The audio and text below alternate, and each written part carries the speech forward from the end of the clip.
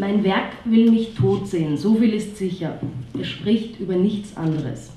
Schreibt Steve Reinke im Rahmen eines Briefwechsels anlässlich seiner Ausstellung im Mumok. Tod und Leben, Empathie und Grausamkeit, Sex und Intimität, aber eben auch das unbehagliche Verhältnis des Autors zu seinem Werk sind Themen, die Reinke in seiner Arbeit beschäftigen.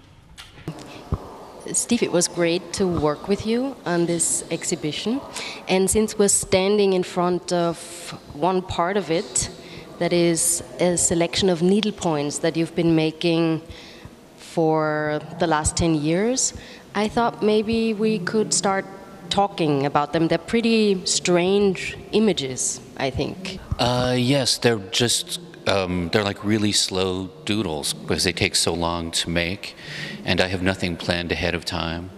And so as I'm making them, patterns begin to form, but then I get bored and then the patterns break down. I like that they're displayed so you can see the front and the back, so there are no secrets, everything's revealed. They have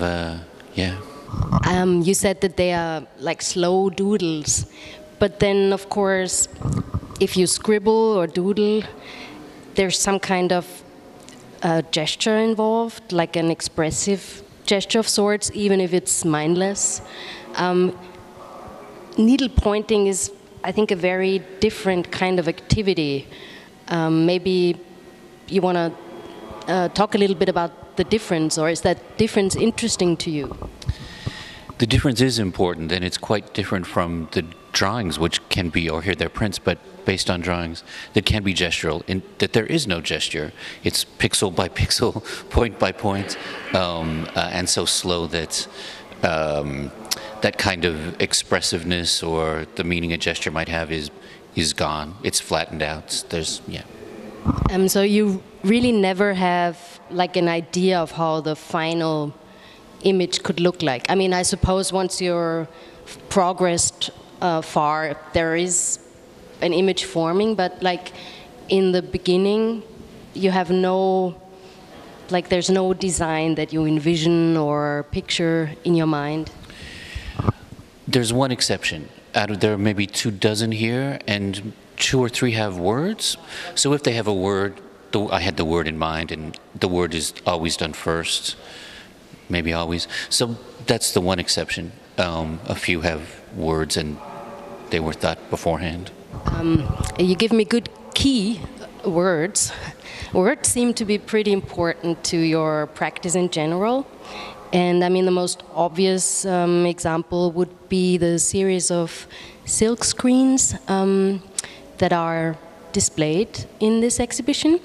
They are based, I think, on drawings and then transferred onto silkscreen or into silkscreen. And I'm wondering, where do the phrases and words come from that form these groups of text images? Well, my work is usually based in writing.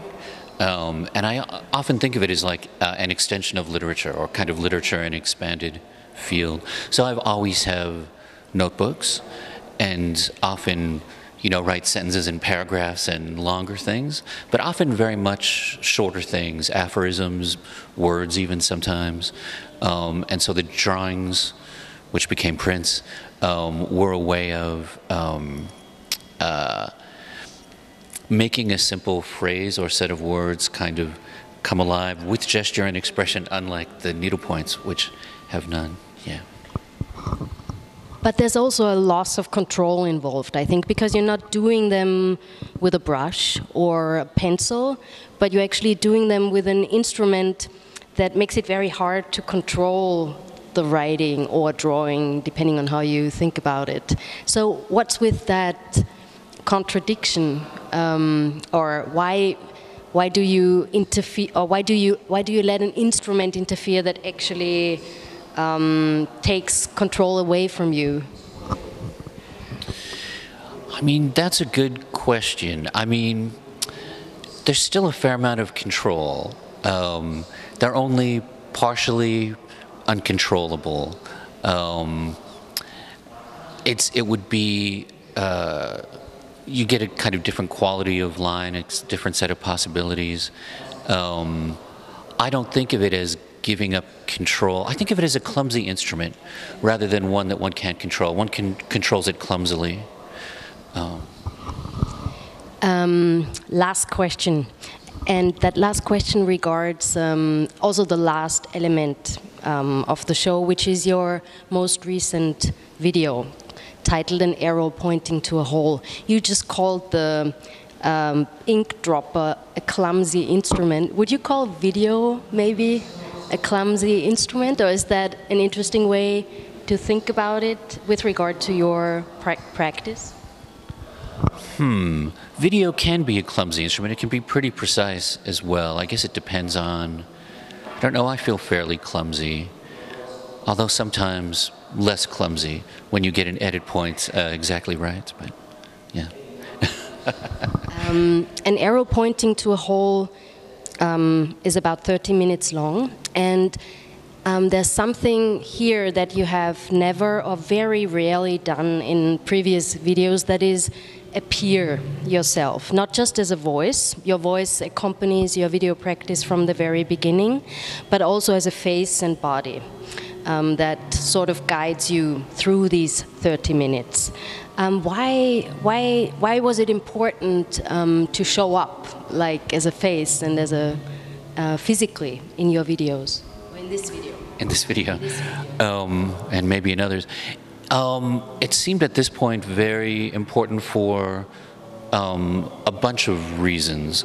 That is, I've been playing with appearing and not appearing in the videos for 30 years, so it was time to actually appear in the most straightforward way. And also, so much of the work that inspired me, or this work came out of, the early video performance artist, the artist was always in front of the camera, and I've been playing, sometimes very self-consciously, with those older canonical works. And yeah, so it was just time to actually do one where I appear. Well, I think, thank you. And yeah, enjoy the exhibition.